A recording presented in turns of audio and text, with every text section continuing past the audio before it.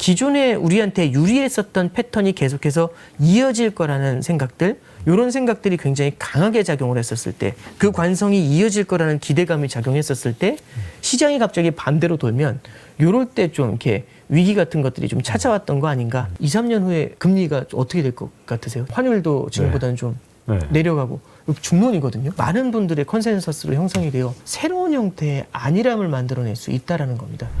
안녕하세요. 박종원의 경제한방입니다. 사실 뭐 시장이 흔들릴 때마다 이제 실체보다도 외환위기 오냐, 뭐 경제위기 오냐 이런 막연한 두려움에 휩싸일 때가 있는데요.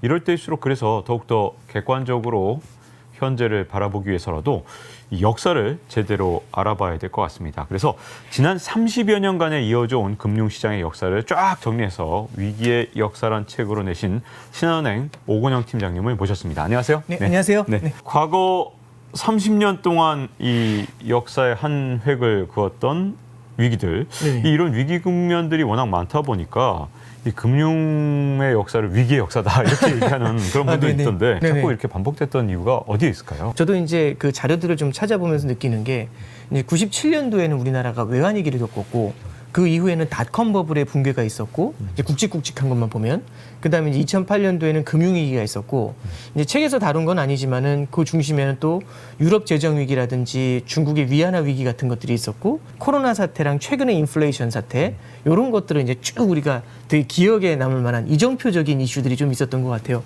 근데 이제 이런 위기들이라든지 아니면 금융시장의 변동성이 나타나는 상황이 이렇게 반복되는 이유를 이제 한번 저도 좀 공통점을 찾아봤는데 가장 핵심적으로 나타나는 건 뭐냐면 안일함이라는 게 존재하는 것 같아요. 왜냐하면 현재의 좋은 상황이 앞으로도 계속 이어질 거라는 그런 안일함이 생기는 거죠. 예를 들어서 제가 기자님하고 둘이서 식당을 하나 합니다. 근데 식당이 너무 잘 되는 거예요. 식당이 너무 잘 되면 어떻게 해야 될까 그 고민을 해보는 거죠.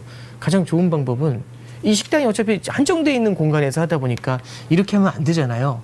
그래서 이제 생각을 하는 게 분점을 내야겠다.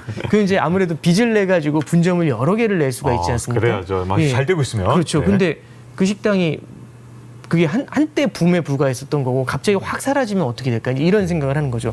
하지만 분점을 낼 때 여기 한 7, 80%씩 벌어준다면 와 이제 이런 생각을 좀 하게 되지 않습니까? 그래서 일단은 결국에는 그런 분점들을 내면서 빚을 내서 투자를 늘렸는데 장사가 안 되는 상황. 그러면 이런 것들이 이제 결국에는 재무적인 위기로 이어지는 거죠. 저는 방금 전에 말씀드렸던 이 식당의 사례가 실제로 금융시장의 역사에서 굉장히 많이 나타났다라고 생각을 해요. 그래서 첫 번째는 굉장히 좋은 상황이 이어질 거라는 이런 안일함이 기저에 존재를 했다. 외환위기 때도 보면 어떤 일이 있었냐면 그 97년도 외환위기 이전에 일본 엔화가 85년도부터 95년도까지 계속해서 강세 흐름을 이어갔어요. 그럼 엔화가 이제 85년도에 얼마 정도 됐냐면 1달러에 260엔 정도 했거든요. 근데 그게 95년도 4월 달에 1달러에 거의 이제 78엔, 80엔 밑으로 내려가요. 그러니까 260엔이 80엔이 됐다는 얘기는 거의 엔화 환율이 3분의 1 토막이 난 거지 않습니까? 그러니까 원달러 환율이 1,000원이라고 가정을 하면 300원이 된 겁니다. 네. 엔화가 어마어마한 강세를 보인 거죠. 이 슈퍼엔고였죠. 이 슈퍼엔고 상황에서 결국에는 그러면 일본 경제가 굉장히 힘들었을 거잖아요. 버블 붕괴도 있고 하니까. 버블 붕괴 때문에 내수도 힘들었고 엔화 강세 때문에 수출도 힘드니까 일본이 너무 고생을 했던 거죠. 근데 이제 사실은 일본 엔화가 강세다 보면 그 반대편에서 힘을 받는 쪽이 있을 거예요. 그게 이제 우리나라 같은 경우 수출에선 힘을 받는 게 일본이었을 거고 그때 당시 되게 좋았던 게 뭐냐면 컴퓨터 있잖아요. 그때 이제 퍼스널 컴퓨터 붐이 불어요. 이 퍼스널 컴퓨터가 혹시 기억하실지 모르겠는데 저 어렸을 때 저희 어머니께서 이제 컴퓨터를 하나 사주셨는데 XT 컴퓨터라는 거예요. 그 XT가 하나의 모델명이잖아요. 그 컴퓨터 이름이 삼성 알라딘 컴퓨터라고 있었어요. 기억하시는 분들 계실지 모르겠지만. 예. 그래서 그 컴퓨터를 사주셨는데 플로피 디스크 5.25인치짜리 이거 갖고서 막 넣었다 뺐다 하면서 했거든요. 근데 이제 그때 당시 퍼스널 컴퓨터라는 회사에만 한 대씩 있다가 집에 한 대씩 들어가게 되죠. 그럼 집은 굉장히 많지 않습니까? 그래서 이 퍼스널 컴퓨터가 집집마다 보급이 되기 시작을 하고 그래서 그때 XT 컴퓨터, AT 컴퓨터, 386, 486, 586 이런 단어가 나왔는데 지금은 이제 386, 486 하면 약간 좀 세대를 가리키는 용어가 되잖아요. 근데 사실 세대의 용어가 아니라 그게 컴퓨터 그거였지 그때는 않습니까? 나름대로 최신 컴퓨터였죠. 예, 그렇죠. 486이면 그때는 엄청난 컴퓨터. 586이면 이제 이 586 때문에 퇴근 일찍 한다 막 그런 얘기하고 막 그런 때였거든요. 그게 95년, 96년이었습니다. 되게 아름답던 시절이었는데 아니, 얘기하다 보니까 저도 한참 딴 얘기로 빠지네요. 그러면 한번 잠깐 생각을 해보는 거죠. 퍼스널 컴퓨터가 집집마다 들어간다라고 하면 당연히 필요한 게 반도체가 필요했을 거지 않습니까? 그럼 반도체에 대한 수요가 늘어났을 거고 이 반도체 강국으로서의 이미지가 그때도 우리나라에도 있었어요. 그럼 엔화 강세에 반도체 수요 증가 이 두 가지가 붙으니까 우리나라가 경기가 굉장히 좋았겠죠. 근데 이제 그게 95년, 96년을 넘어가면서 분위기가 확 바뀌기 시작을 합니다. 전 세계적으로 이뤘던 이 퍼스널 컴퓨터 붐이 훅 주저앉고요. 연일 강세만 이어가던 엔화가 갑자기 약세로 전환이 돼요. 그러니까 우리 장사가 너무 잘 되고 있었는데 그래서 빚내서 분점 늘려놨는데 갑자기 장사가 안 되는 거죠. 그럼 뭐가 보이냐면 그때 빚이 보이는 겁니다. 근데 그 빚이 달러 빚이었던 게 문제죠. 그게 결국에는 외환위기로 이어졌었던 거죠. 그래서 이제 IMF 외환위기 당시를 볼 때 정말 무수한 이유가 있습니다. 그래서 제가 이렇게 두 가지만 딱 놓고 말씀드리는 건 상당히 어폐가 있을 거예요. 그렇지만 중점적으로 여러 가지를 봤었을 때 그중에 매크로 사이드에서는 요 정도로 한번 우리가 생각해 볼 수 있다라고 해서 먼저 이제 말씀을 드리는 게 1번이 되는 거고요. 두 번째 이제 그 닷컴 버블 같은 경우도 생각을 해보면 닷컴 버블 때 보면은 전 세계 다른 국가들이 다 힘들었었습니다. 우리나라도 외환위기를 겪었고 중국 경제도 굉장히 어려웠어요. 그때 당시 과잉 재고 때문에 되게 힘들었었고 일본 경제도 버블 붕괴 때문에 고통을 받았고 유럽도 독일 통일 이후에 유럽 연합이 만들어지면서 상당히 많은 고충을 겪었거든요. 신흥국들은 말할 필요도 없었고 그럼 전 세계에서 괜찮은 나라가 없는데 미국이란 나라가 있는 겁니다. 이 미국이란 나라가 어떤 구조까지 있냐면 결국에는 인터넷이라고 해가지고 지구의 반대편을 연결해 버리는 거죠. 그랬더니 전 세계에서 믿을 만한 국가가 미국이고 그 중에서도 혁신적인 기술이 나온다는 생각 때문에 미국 쪽으로 온 자금이 다 몰리는 거죠. 그리고 인터넷이라는 기술은 사실상 계속해서 발전해 나갈 수 있기 때문에 지금의 주식시장 상승과 지금의 인터넷 기술의 발전과 미국 경제의 확산은 앞으로도 영원히 이어질 거라는 그런 기대감이 좀 강했던 것 같아요. 그럼 당연히 주식을 투자하고도 이거는 결국엔 오를 거야라는 그런 안일함이 존재를 했었겠죠. 그래서 우리나라의 경우에는 엔화가 계속해서 강세를 이어갈 거라는 안일함, 내지는 반도체가 좋을 거라는 안일함, 그다음에 이제 미국의 닷컴 버블 케이스에는 미국의 주식시장이 계속해서 강할 것이라는, 그리고 미국 경제가 이어질 것이라는 이런 안일함이 존재했었죠. 관성처럼. 금융위기 때를 돌아보면 부동산 가격이 계속해서 오를 것이다라는 그런 기대감이 분명히 존재했던 것 같아요. 그럼 기초자산으로서의 여러 가지 파생금융상품의 기초자산이 존재하는데 그 기초자산으로서 부동산을 끼우게 되면은 우리는 큰 두려움을 느끼지 않을 수가 있지 않습니까? 왜냐하면 안정적이었으니까요. 지난 몇십 년 동안. 그 안일함이라는 게 존재했었는데 갑자기 부동산 가격이 하락세로 전환이 생기면서 이게 사실상 균열을 만들어냈던 거거든요. 마치 타이타닉이 빙산에 처음 부딪힌 그 느낌처럼. 그다음에 이제 마지막으로 코로나 사태와 인플레이션을 바라보면 코로나 사태가 딱 터졌을 때 어마어마한 돈을 뿌렸지 않습니까? 근데 누구도 이것 때문에 인플레이션이 올 겁니다라고 경고하는 사람이 별로 없었어요. 왜냐하면 금융위기 이후에 수많은 양적 완화와 경기 부양을 했음에도 불구하고 인플레이션이 올라오질 않았거든요. 그럼 인플레이션은 찾아오지 않을 것이다라는 그런 안일함이 존재하지 않았을까요?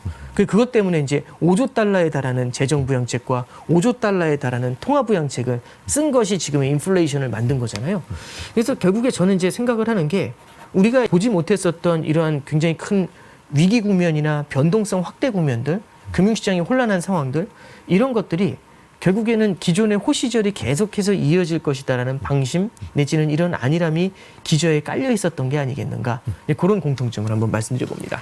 벤 버냉키 전 연준의장도 네네. 2008년 글로벌 금융위기 전이었는데 이제 우리 인류가 다시는 위기를 겪지 않을 것이다라는 말까지 할 정도로 자신 있게 좀 자기 네네. 뜻을 펼친 적이 있었잖아요. 근데 이제 문제는 지금까지는 반복적으로 왔단 말이죠. 지금도 근데 2023년에 이제 위기는 다시 안 온다라는 얘기도 참 많은데 네네. 숙명적으로 계속 겪게 되는 걸까요? 아니면 진짜 우리가 언젠가는 이 금융위기가 다시 나오지 않도록 위기를 진짜 극복하는 그런 날이 올까요? 아니요, 굉장히 어려운 질문이십니다만 결국에는 긴 미래를 봤었을 때는 이렇게 큰 위기 같은 것들이 한두 차례는 더 찾아올 수가 있겠죠. 그리고 그 위기라는 게 미국 경제의 위기일 수도 있고 아니면 신흥국의 위기일 수도 있고 중국일 수도 있고 그게 언제 찾아올지 모르겠지만은 한두 차례는 또 먼 미래에는 겪게 되지 않을까 그렇게 생각을 하는데 가장 큰 이유 중에 하나가 뭐냐면 그러니까 결국에는 자본주의의 경우에는 이 수요와 공급이라는 게 참 애매한 것 같아요. 예를 들어서 마스크의 케이스를 보셔도 느끼겠지만은 이게 공급이 잘 안 될 것 같으면은 수요가 굉장히 폭발을 해버리거든요. 왜냐하면 지금 구할 수가 없다라고 생각하니까 미래의 수요까지 막 땡겨오면서 이걸 쟁여놓으려고 하는 수요가 생겨나는 것 같아요. 집에 마스크가 있는 사람도 코로나 사태 때 마스크 사려고 줄을 섰던 이유 중에 하나는 결국에는 집에 40-50개의 마스크가 있더라도 다시 구할 수 없을 거라는 두려움이 있기 때문에 지금의 2개라도 쟁여놓자라는 거였잖아요. 그럼 미래에 있는 수요를 계속해서 땡겨오는 문제가 생겨나지 않습니까? 그러면 뭔가 공급이 안 될 것 같을 때는 수요가 크게 늘어났고 이 크게 늘어난 수요를 바라보면 와 이거는 공장을 10배로 늘려가지고 풀가동해도 답이 안 나오겠네? 이런 생각이 드는 거죠. 그럼 설비를 갖다 크게 늘렸을 거지 않습니까? 그리고 재고도 엄청 늘리면서 이제 왜냐면 다 팔릴 거니까 그럼 재고도 늘리고 설비도 늘렸는데 갑자기 이쪽 수요가 이제는 워낙에 공급이 많이 생기니까 40개, 50개 있는 사람들이 많이 쟁여놔서 이제 안 사는 거죠. 그럼 수요는 확 줄어드는데 공급이 확 늘어나는 이제 그런 상황이 펼쳐지겠죠. 이런 경우에는 공급의 급등과 그다음에 수요의 급락 때문에 이 둘 사이에서 가격은 하락을 하게 되잖아요. 가격 하락이 일어나면은 기업의 마진이 줍니다. 기업의 마진이 줄면 투자가 줄어들게 되고 기업의 투자가 그럼 기업의 투자가 줄면 고용이 줄어들게 됐죠. 그럼 소비가 줄면서 수요를 더욱더 위축시키는 문제가 생깁니다. 이게 이제 과거에 보면은 대공황 당시에는 자동차라는 산업이 워낙에 좋다 보니까 자동차 기업들이 어마어마한 자동차를 생산했다가 이게 다 과잉 공급이 돼버린 거잖아요. 그래서 이게 결국에는 수요와 공급이 딱딱 맞아떨어지는 게 아니라 어떤 심리적인 요인이라든지 아니면 경기 부양책이라든지 공급 부족 같은 이런 불황들 때문에 무언가 쏠림이라는 게 나타나게 되고 쏠림이라는 것들이 영원히 이어질 거라는 생각이 들게 되면은 수요와 공급에 있어서의 미스매칭? 예, 이런 것들이 나타나게 될 거고 그 미스매칭이 결국에는 약간의 좀 실물 경기 둔화라든지 급격한 분위기의 변화 이런 것들을 좀 나타낼 수도 있다라고 생각을 합니다. 위기가 찾아올 때 패턴 또는 네. 뭐 진행될 때 패턴, 네네. 패턴 같은 게 있을까요? 닷컴 버블 당시에도요. 그렇게 계속해서 오를 거라던 미국 주식시장이 중앙은행에서 금리 인상을 세게 가니까 결국에는 무너지기 시작을 하더라고요. 근데 계속해서 오를 거라던 시장이 계속해서 무너져 내리기 시작하니까 이게 하나의 경기 침체를 부르게 되고 그다음에 금융위기 때도 계속해서 오를 거라는 부동산 시장이 꺾여버린 문제가 생겼잖아요. 그리고 최근에도 이제 바라보면은 지난해 우리가 고생했던 가장 큰 이유 중에 하나가 인플레이션이라는 게 찾아오지 않을 줄 알았는데 40년 만에 찾아오는 문제가 생겼던 거지 않습니까? 이제 이런 것들을 한번 돌아보면은 이 패턴이라는 게 기존에 우리한테 유리했었던 패턴이 계속해서 이어질 거라는 생각들, 이런 생각들이 굉장히 강하게 작용을 했었을 때, 그 관성이 이어질 거라는 기대감이 작용했었을 때, 시장이 갑자기 반대로 돌면, 요럴 때 좀 이렇게 위기 같은 것들이 좀 찾아왔던 거 아닌가, 그런 생각이 듭니다. 이 시점에서 이제 굉장히 궁금한 것 중에 하나는 IMF는 도대체 왜 왔고 외환위기? 우리가 이제 97년 저 경제부 기자 생활 98년에 경제부 기자 생활하면서 가장 힘들 때 계셨네요. 예. 밤을 도대체 몇 번 샜는지 모릅니다. 지금 퇴근 같은 거 아예 못했거든요. 네네네. 어디서 시작됐고 도대체 무슨 문제였던 거라고 생각하십니까? 그러니까 이제 이게 저도 한 문장으로 딱 설명해드리긴 굉장히 어려운 것 같아요. 그게 우리나라의 제도적인 문제들도 좀 있었고, 그 다음에 국제 경제의 흐름이라는 부분들도 있었고, 아시아의 네 마리 용이라고 해가지고 굉장히 빠르게 성장하는 그런 모습을 보였었던 때가 있었거든요. 이제 이런 것들이 좀 복합적으로 좀 저는 작용을 했다라고 생각을 하는데, 그냥 저는 매크로 관점에서 말씀을 드릴게요. 94년도, 95년도에 이제 보면은 코스피 지수가 1000포인트까지 올라가고, 87년도 이후에 처음입니다. 1000포인트를 다시 등정을 한 게. 그 정도까지 올라가고 우리나라 실물 경기가 굉장히 좋을 거다. 우리나라 투자 성장은 이어질 것이다. 이제 이런 생각이 좀 강했던 거죠. 그러면서 이제 반도체 가격도 굉장히 많이 오른 데다가 반도체의 수요도 계속해서 이어질 거라는 생각을 좀 하게 돼요. 그리고 이제 엔화 강세도 이어질 것이다라는 생각을 좀 하게 됐었죠. 근데 그러면 이제 투자를 늘려가지고 장사를 더 하면 되지 않습니까? 워낙 장사가 잘 되니까. 투자를 하려면 뭐가 필요하면 돈이 필요하지 않습니까? 근데 우리나라에서 돈을 빌리게 되면 우리나라 금리는 좀 높았어요. 근데 미국이라든지 국제금융시장에서 자금을 빌리게 되면 금리가 굉장히 낮은 거죠. 예를 들어서 우리나라에서 빌리면 7, 8%인데 국제금융시장에서 빌리면 2, 3%예요. 그러면 국제금융시장에서 자금을 조달하는 게 좋잖아요. 금리가 싸니까. 그래서 국제금융시장에서 종합금융사라는 곳이 들어오게 되면서 이 종합금융사를 통해서 달러 자금을 갖다가 달러 외채를 갖다가 끌어당기게 됩니다. 그리고 이제 약간 좀 이런 부분들이 있죠. 대출을 받을 때도 보면 길게 받는 대출하고 짧게 받는 대출이 있잖아요. 예금을 할 때도 짧은 예금하고 긴 예금이 있으면 짧은 예금의 금리는 싸고 긴 예금의 금리는 좀 비싸고 이런 걸 좀 볼 수가 있잖아요. 대출도 마찬가지로 짧게 빌리는 거하고 길게 빌리는 거하고 금리 차이가 좀 있겠죠. 짧게 빌리는 게 아무래도 금리에 좀 더 유리한 면이 있었고 나중에 얘기지만 길게 빌렸던 자금도 상황이 어려워지니까 그 긴 기간을 계속해서 연장하지 못하고 짧게 연장을 해버리는 경우가 생기거든요. 은행들도 어려울 것 같으면 1년, 2년씩 연장을 안 해주고 외국계 은행들이 우리나라에 달러 대출을 해줬을 때 계속 크게 연장을 해주는 게 아니라 3개월, 6개월 이런 식으로 되게 짧게 연장을 해주다 보니까 우리나라가 어려워졌을 때 단기 외채가 늘어나는 문제죠. 그래서 해외에서 달러 빚을 냈다는 거는 외채라는 말로 설명이 되고요. 그걸 갖다가 긴 기간으로 빌려온 게 아니라 짧게 빌리게 되니까 단기 외채가 늘어나는 문제가 생기죠. 자, 그러면 정리를 해서 다 모아보면은요. 결국에는 매크로 환경에 유리할 거라고 생각하고 우리나라 수출은 좋을 줄 알고 투자를 늘렸어요. 투자를 늘렸는데 이거를 단기 외채를 통해서 자금을 조달한 거거든요. 근데 경기가 안 좋아집니다. 그래서 장사가 잘 안 돼요. 그럼 이제 얼굴이 하얘지지 않습니까? 근데 대출 만기라도 많이 남아있으면 좋은데 바로바로 만기가 돌아오고 있는 거예요. 그럼 이제 굉장히 힘들어지는 거잖아요. 근데 거기서 이제 이런 소식이 들려옵니다. 태국이 무너진다, 인도네시아가 무너진다. 이제 이런 얘기가 97년도에 흘러나오기 시작을 해요. 그럼 저는 이제 어떤 그 외국인 투자자들이 어떤 생각을 하게 되냐면, 그럼 이제 한국 경제도 어려운 거 아니야? 그래서 외국계 IB에서 97년도 10월달, 11월달에 우리나라에 대해서 비관적인 뷰를 낸 그런 보고서가 나오기 시작을 해요. 그거 하나 때문만은 아니겠지만 결국에 이제 이런 것들이 외국인 투자자들의 입장에서는 우리나라 경제를 바라볼 때 되게 두려워 보인다라는 생각을 하게 되죠. 그래서 우리나라에서 자금이 유출이 일어나게 됩니다. 우리나라에서 그때는 환율이 고정환율제라서 이 고정환율을 방어하기 위해서 외환보유고를 헐면서 방어를 했거든요. 그러다 보니까 외환보유도 줄어들게 되고 우리나라 국가 경제가 되게 어려울 것 같은데 외채는 많고 우리나라 외환보유고가 얼마 남지 않았는데 외채가 막 700억, 800억, 1000억 달러 이 정도 된다라고 하니까 와 이건 답이 없다 이제 이런 얘기가 나오게 되죠. 그래서 지급을 할 수 있는 달러가 부족하면서 나타나게 된 문제가 외환 위기가 된 거고요. 그래서 이 지급할 수 없는 달러를 결국에는 다른 곳에서 빌려오게 되는데 그걸 빌려온 게 이제 인터내셔널 머니터리 펀드잖아요. IMF에서 이 자금을 긴급 자금을 대출을 받아서 이제 이 문제를 갖다가 이제 결국에는 그 해결을 하려고 했던 겁니다. 그래서 결국에는 우리나라의 외환이 부족해서 생긴 위기, 이게 이제 우리는 외환 위기다라고 딱 정리를 할 수가 있겠죠. 근데 이제 지금 이렇게 말씀드렸지만 기업들의 과잉 투자라든지 산업별로 나타나는 이 역학관계도 굉장히 복잡하고요. 그 다음에 이제 금융 규제가 완화됐던 이런 내용들도 복잡한데 저도 이제 매크로 관점에서만 좀 설명을 좀 드려봤습니다. 네. 그럼 지금을 좀 진단해 본다면 지금 현재 우리나라는 그때하고 네네. 정말 다르잖아요. 외환보유고도 진짜 엄청 많고 네네네. 대외 순자산도 많고 경상수지도 뭐 좀 적자를 가끔 보긴 하지만 그래도 네네. 그때 경상수지하고는 또 비교 그렇죠. 안 될 정도로 예, 그렇죠. 굉장히 괜찮은 편인데 나쁜 점을 보자면 가계부채가 정말 많고 무역수지 적자는 네네. 계속되고 있고 이런 것들을 보자면 또 안 좋은 점은 또 있거든요. 그래서 그렇죠. 예. 그때하고 지금하고 비교한다면 어떻게 다르다고 보십니까? 이제 그때 당시에는 기업 부채가 좀 많았던 거고요. 그 다음에 이제 외환 위기 이후에 기업들이 투자가 좀 위축되다 보니까 이 자금들, 풀러져 있던 자금들이 가계에 가서 고이면서 이 부동산 시장의 상승과 가계부채의 증가를 부르는 게 지금의 현상인 거죠.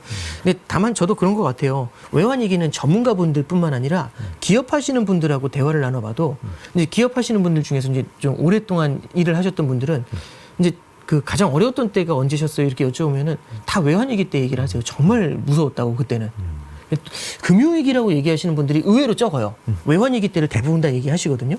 그래서 이제 그때 당시 어떤 부분들이 어려웠냐 그러면 정말 잘 나가던 기업들이 너무 많이 무너지는 모습들을 보면서 약간 허탈하다는 생각도 하고 그러시거든요. 개인들도 수많은 가정이 무너졌었지 않습니까?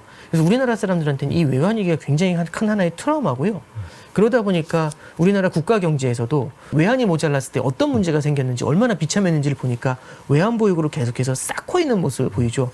그래서 지금 외환 보유고가 세계 8위, 9위 이렇지 않습니까? 4천억 달러를 넘는 정도로 이제 외환 보유고 확보가 돼 있고 우리나라 수출 경쟁력이 그때에 비해서도 또 많이 이제 좋아진 부분들이 있죠.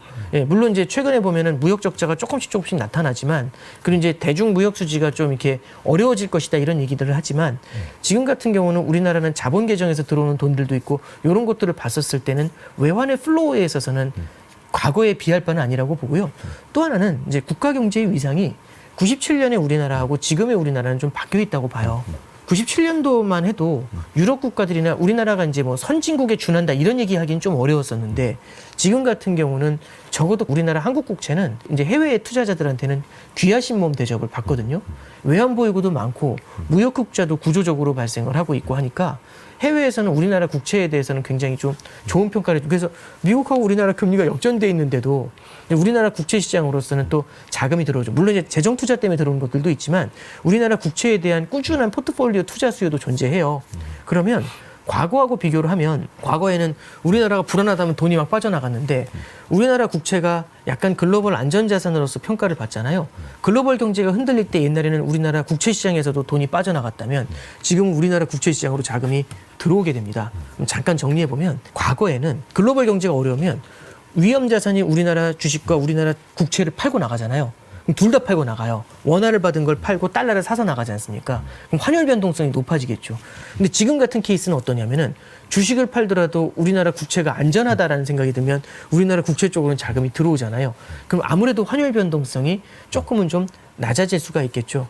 그래서 이제 좀 생각을 해보면 과거에 그래서 우리나라의 외환도 부족할 때 그다음에 해외 투자자들이 우리나라를 봤었을 때 되게 프레자일하다, 좀 위험해, 위태위태해 보인다 이런 인식들이 있었다면 지금 같은 경우는 외환 보유고부터 국가 경제의 펀더멘털이 보다 튼튼해졌고 우리나라를 바라보는 위상이 그때하고는 다르다 이런 점들을 봤었을 때 외환 위기에 대한 가능성을 벌써부터 우리가 고민할 필요는 없을 것 같다라는 게 제일 중요한 포인트인 것 같습니다. 그리고 또 하나만 이제 좀 첨언을 좀 드린다면 그러면 뭐 아무 문제가 없겠네. 그래도 이제 아까 말씀해 주셨던 가계부채 이런 것들은 우리나라에 있어서는 아킬레스건이 될 수가 있어요. 그래서 괜찮다라는 것하고 아무 걱정하지 말자는 건 또 다른 것 같아요. 그래서 항상 이제 우리나라 가계부채가 증가하는 것들이나 이런 것들에 대해서는 좀 예의주시할 필요가 있고 얼마 전에 이제 금통위에서 하는 총재께서도 이제 말씀을 하셨지만 가계부채가 늘어나는 것에 대해서는 우리가 좀 이렇게 경계감을 가지고 바라볼 필요가 있다. 저는 그 부분에 대해서는 크게 동감을 하고 있습니다. 네. 그러면 앞으로 좀 우리가 좀 점검해야 될 그런 요인들이 앞으로 남아 있다면 어떤 것들이 좀 있을까요? 단순히 이제 우리나라의 이제 가계부채도 되게 중요하지만 저는 좀 글로벌 경제 전체 관점에서 봤었을 때 지금 우리가 좀 인플레이션에 대해서는 좀 고민을 좀 해봐야 될 것 같아요. 지금 이제 시장에서 좀 바라보는 인식은 인플레이션이 이제 거의 끝났다라는 인식이 좀 강한 것 같은데요. 이 생각보다 인플레이션이 좀 끈질기게 이어질 가능성에 대해서도 우리는 좀 고민을 좀 해볼 필요가 있을 것 같아요. 인플레이션이 끝났다는 얘기는 미국 금리가 내려올 것이다. 이제 이 전제가 깔려 있는 거거든요. 그럼 지금은 어렵지만 결국에는 머지않은 미래에 금리가 내려오면 버틸 수 있는 거 아니겠습니까? 지금은 굉장히 사우나 들어와서 너무 덥지만 금방 나갈 거라면 조금만 버티고 있으면 되잖아요. 근데 만약에 이게 아니라 꽤 오랜 기간 버텨야 된다라고 한다면 이때는 굉장히 좀 어려워질 수가 있겠죠. 근데 그럼 금리가 높은 수준이 오랫동안 유지가 된다? 금리가 높은 수준이 오랫동안 유지가 된다는 얘기는 그 이면에는 현재의 높은 물가가 생각보다 오랜 기간 이어질 수도 있다라는 거잖아요. 1970년대의 그림이 이제 이런 비슷한 것들을 만들었는데 저는 이제 지금의 우리나라 경제라든지 글로벌 경제를 바라볼 때 많은 분들이 그 생각을 해요. 기자님께도 한번 여쭤보면 2, 3년 후에 금리가 어떻게 될 것 같으세요? 지금보다? 지금보다 내려간다고 보는. 그렇죠. 예. 물가가 지금보다는 더 내려가는. 환율도 지금보다는 좀 내려가고 중론이거든요. 그러면 당장은 아니지만 올해 하반기는 모르겠지만 결국에는 금리는 내려가고 환율도 내려가면서 원화 강세, 달러 강세는 풀릴 거고 그다음에 물가도 안정이 될 거면 무엇이 걱정인가라는 얘기죠. 결국에는 좋아질 텐데 이제 이런 생각들을 좀 우리가 할 수가 있거든요. 많은 분들의 컨센서스로 형성이 돼요. 그럼 이런 것들은 또 이런 것들이 너무 좀 과도하게 갔을 때는 새로운 형태의 안일함을 만들어낼 수 있다라는 겁니다. 그럼 이 안일함에 만약에 좀 이렇게 일침을 가할 수 있는 건 우리가 떨어질 거라고 생각했었던 인플레이션이 이어지는 문제들이겠죠. 그래서 저는 좀 지금 우리가 꼭 점검해서 바라볼 거는 금리인데 이 금리를 결정하는 인플레이션의 동학 요걸 한번 좀 지켜봐야 되지 않겠나 그렇게 생각합니다. 지금 중국이 그러면 외환위기라는 걸 겪게 될까? 부동산 시장이 무너지면서 3조 달러가 넘는 외환보유고를 쌓고 있는데 조금 이상한 게 이 3조 달러라는 숫자가 2016년도에 3조 달러였거든요. 근데 아직도 3조 달러예요. 들어온 달러를 어딘가로 퍼낸 거겠죠. 망하지 않는다면 좋아지는 거냐.